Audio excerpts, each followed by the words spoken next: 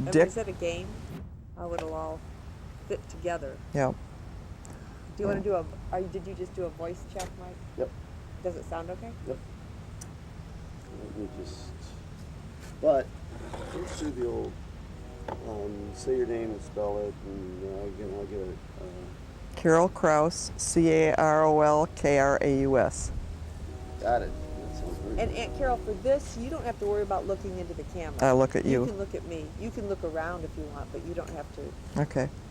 You know, I double checked. We did it right. We had Uncle Tom looking kind of one way, Uncle Oh, Dick good. looking another Okay, way, 'cause and so it doesn't matter what way we have Aunt Carol. Right, And that's if we right. do Mike, we'll have him the opposite. Okay. So You're doing your brother, Mike? I might, just to do some of the this generation's memories. I did a little clip of Boo down at a campfire she had. Oh, that's good. So Good. Okay. today is 17th. Friday, September 17th, 2004, and we're with Aunt Carol. Starting with a full sentence, like my first memory of the farm, tell us about that. And when I say that's just because if you just start in with half a sentence, it's confusing when I edit. Oh, I see. Okay. Well, I guess my very first memory of being aware that I lived on this property and I was on the farm was when I was still in a crib. And I remember it was Sunday night, and Sunday night was always important in our family because we had a Sunday night supper, but that night we had company, and I remember they were on the screened-in porch, and my crib was in the little area that eventually became the sewing room where my sister Sue died.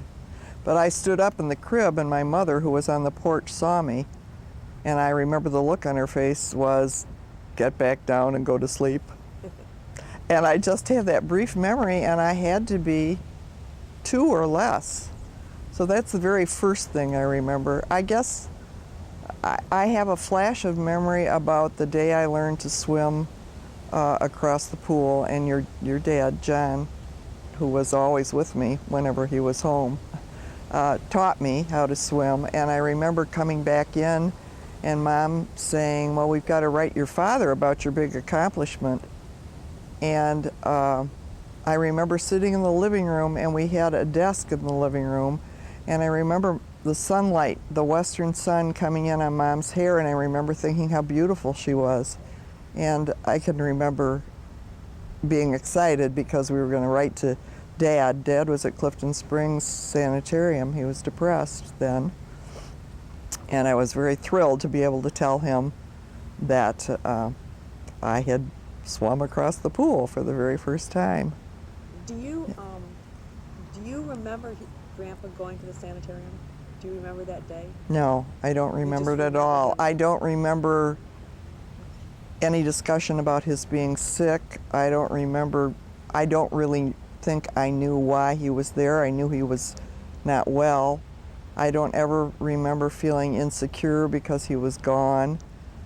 I guess I thought all 3-year-olds had their fathers away for a while. Kids do that, you know, they think their family operates like everybody else's family. So I don't remember that. I remember going to visit him.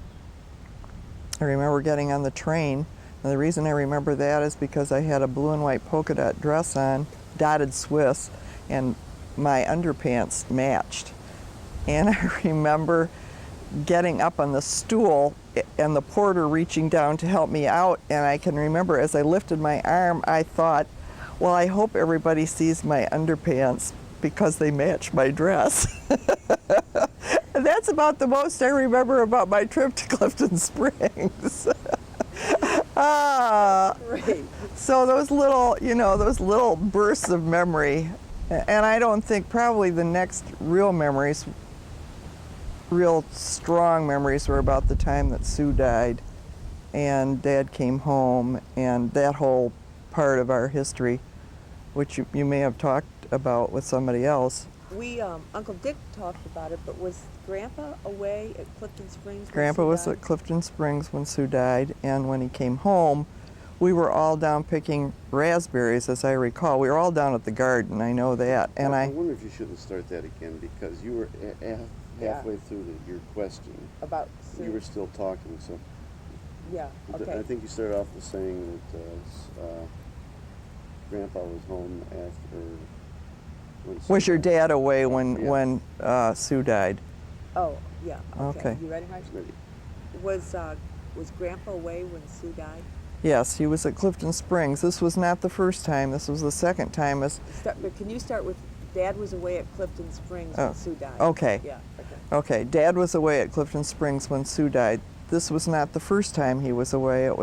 He had put himself back into the sanitarium because he felt himself slipping, and he didn't want to get back in the condition he was before.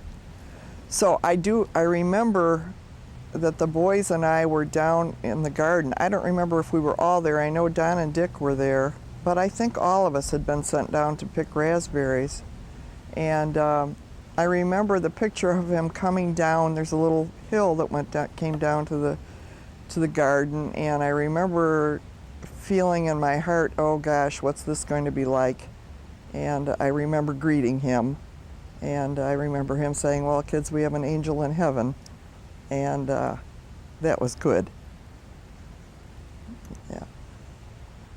Where was the garden that you're talking about? Well, if you start from Uncle Tom's greenhouse to almost to Uncle Dick's old garden. Do you remember the garden at the foot of the hill? It ran practically that whole way, and it started with some fruit trees at the beginning, some cherry trees and some pear trees, and then we had strawberries, and then we had everything under the sun, raspberries and corn and potatoes and tomatoes and you name it, we had everything. That's one of my memories of the garden. My Dad's mother, Grandma, came over one day and she said, Margaret, there are crickets down in the tomatoes in the garden. I want you to get those children out there with fly swatters and swat the crickets. And of course, it was a huge garden and there were hundreds of crickets. And I don't remember if we went out and swatted, but I remember it was always something that Mom thought was very funny, that Grandma thought that all of us should go down and swat crickets with fly swatters. So we spent a lot of time in the garden. Okay, I'm trying to think of the, how old, start again, like I was Okay. old when Sue died. I was 6. I would have been 7 in October. Sue died on the 11th of July, and I was 7 that October when she died. She was 10. She was 10. Yep. Okay. Swimming obviously was a big event here because we've got pictures of you as a little kid swimming. What else did you do for play? Oh, golly. Well, we pretty much we played with each other an awful lot. I can remember in the winter time playing fox and geese. We'd go out, and it seems to me we had a lot of snow and a lot of cold weather in the winter. I don't know, I guess that your childhood memories are always different from the way it really happened, but we played a lot of fox and geese. We'd go out and make a huge circle and then cut it into pie shapes and play fox and geese. I remember lots of ice skating on the creek. I remember skating with your dad. He loved to skate, and we would skate as far as the dam, and then we'd turn around and skate back. I remember building fires in the woods. I remember tobogganing in the woods.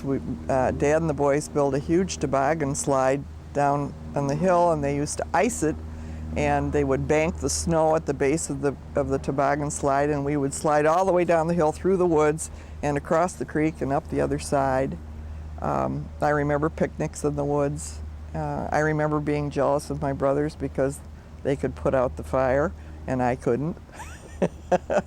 I remember, well, we had some neighbors. Cliff and Carl Rogers lived where Shadow Valley is now on the Kirschmeyer property, and they were 2 boys who were close to my age, and we used to play together.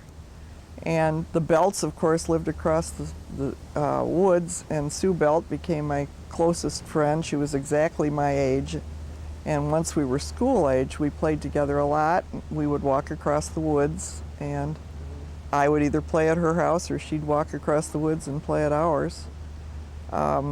later on in our history, and I don't remember quite when it was, the Bonds moved into the old farmhouse that now is gone, long gone. And Sue Bond was a little older than I. She was Aunt Franny's age, actually. They were classmates. And so Sue Bond and Sue Belt and I played together a lot. And it was really great because that was the first time I had girlfriends. The rest of the time it was pretty much a man's world. In the summer when we were farming, we always had extra men, boys, but we never had extra girls. It was always Mom and me. So it was great to have those two. Do you remember mommy days? Oh, I remember mommy days very well. Those were Tuesdays, and they started at 1 in the afternoon. And all the kids from mommy were invited to come out and swim. And they were mostly kids from St. Joe's. They were mostly kids that we knew through school. But as I recall, there might have been a couple hundred who would come out. They came on bikes. Some of them drove if they were old enough. Some of them came with their parents. And they were there from 1 in the afternoon till about 5 in the afternoon. And it was, we really, really looked forward to that. Of course, when we were farming during the war, often I wouldn't get to mommy days till late in the afternoon because we'd be out in the fields and the kids would all be there. We never had any lifeguards. We had a high board and a low board. God knows how we got through all of that without ever having an accident. Yeah, I'm sure there was all sorts of stuff that went on there that shouldn't have, but we never had any kind of an accident. Lots of fun. Is that background noise okay? No, actually, I think with the outside here and the trees and It's that, so gonna it sound sounds good. really good. Hold on for a second, Mike.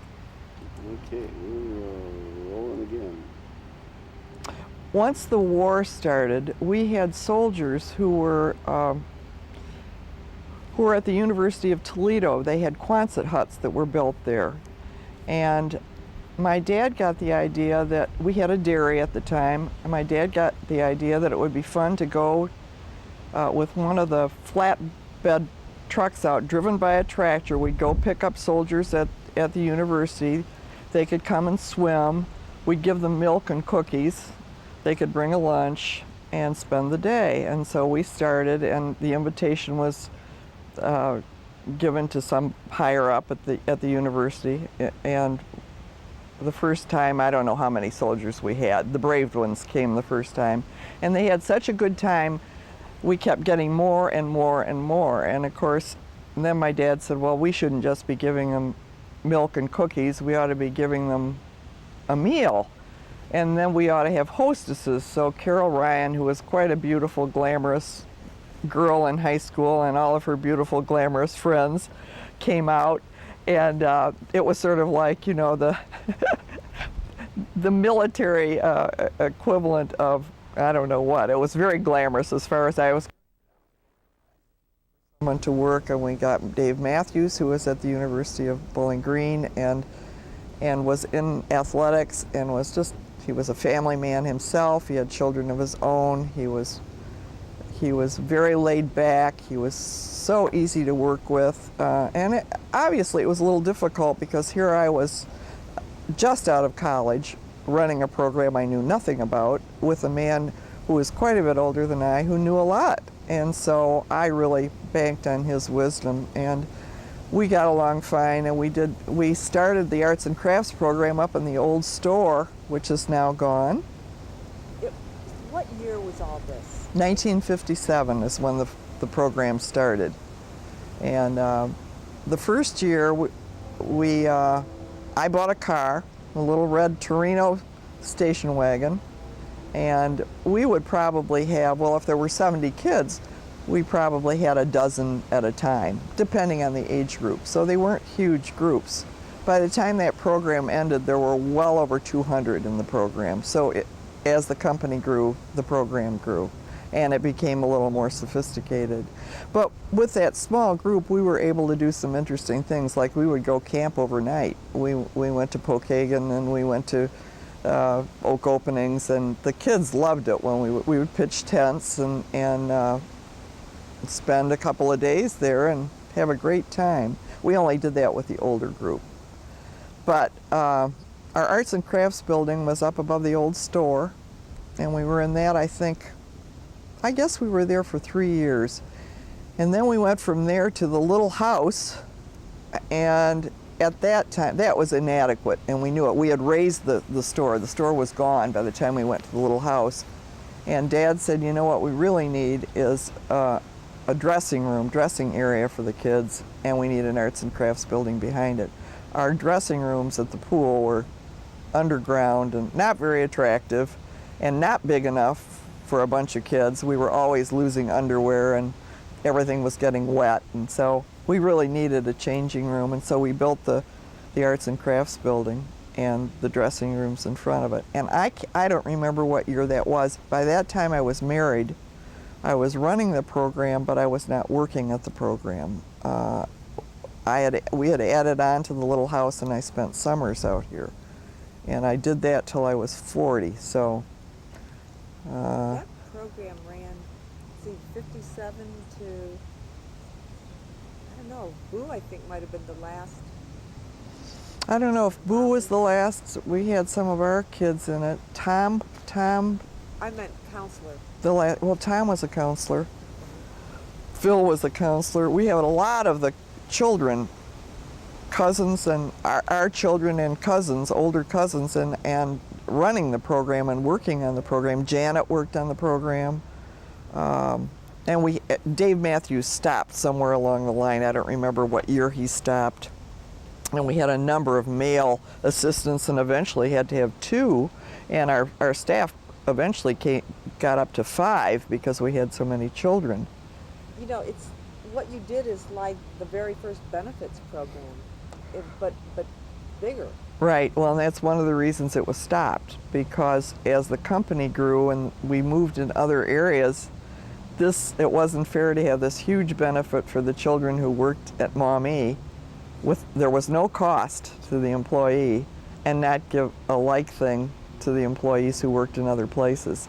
And it was just impractical to start that in all the other areas where the stores were built and where we bought smaller grain elevators, and you know, how do we equalize all this?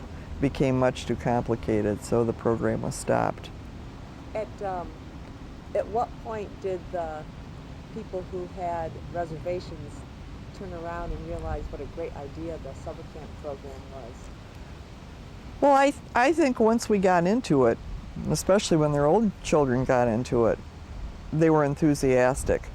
No one ever came to me and said, oh boy, we're thrilled with it now. But I got the very definite idea. Once it was really mapped out and they found out there was enthusiasm with the employees and the kids who came, we always had a picnic at the end of the summer, and the children showed off their arts and crafts, and they swam, and they showed their parents what they had learned. They did archery and riflery, and they showed them all the skills they had learned. And I think that there was real acceptance after that happened. I never felt after that anybody said, well, let's quit this because this isn't anything we want. It made a difference in the way the farm was used, because it meant that the pool was used for 2 full hours of instruction in the afternoon and then free swim after that. So it was no longer as private as the pool was before. But I think the pros way outweighed the cons. My memories of summer camp are combined with growing up. That was growing up, because we had the luxury of being able to go every day. That's right. That's right. I learned to knit. I learned so many things. I loved the arts and crafts. Just loved it. Let me see. I have some from Boo's era upstairs in an album that I found when they were raising the craft and changing rooms when the pool was going down. Somebody found this album in a wastebasket, and I have that upstairs. But not like your mother. I'm not a great saver, and so I don't have a lot of pictures from early days. They may have some over at the plant. I'm not sure, because we had lots of pictures taken especially during the picnics at the end of the year. Don Surveys might have some of those. He was our photographer for the company. But I don't personally have anything but the album upstairs, which I can give to you. Yeah, that would be great. I can scan those from the old summer camp pictures. involved in helping with some of the activities for the big pour, and the farm was used for part of the entertainment, right? No, that was the first pour, the very first elevator. We cooked out at the old grill. Do you remember the grill, the outdoor grill? And we had a huge tent for the boys who built that first elevator. And Mom and Carolyn Anderson and Joanne Hunt, who was from Marybrook, and I, and Marie Bollinger, who was a woman whose husband worked on the farm, and she was a housekeeper for Mom. We cooked for all those boys. I think there were about 80 boys in that group. I might be wrong. But when the big pour happened, my Uncle Dave, my dad's only brother, who actually had lived right here on the spot where we're standing now, who had a home here and had moved to Florida, had run a lodge, a fishing lodge, and so he knew a lot about quantity cooking. And Dad had him come back, and the boys stayed in barns that were behind Cargill. And that's where we cooked, and that's where they slept. And Aunt Franny and I were on the breakfast shift. And so we were up and at 'em bright and early, and we cooked bacon and eggs and pancakes and sausage and whatever the boys, they could eat all they wanted. We were with Uncle Dave at that time, and I don't remember how many hundred we cooked for. A lot of big boys. They were all on football teams, so they were huge guys, and they ate a lot. And then Franny and I would go down to the market after that, and Uncle Dave did all the ordering, and we'd buy all the stuff for salads and all the fruit and so forth. And so that was our part in the big pour. But the most fun then was to come back in the afternoon. Of course, Franny was engaged, so it wasn't as much fun for her. But I'd come back in the afternoon and swim with all the guys. So they did bring them out here for the They would bring them out for entertainment. Yeah, they would come out and play basketball and swimming mostly.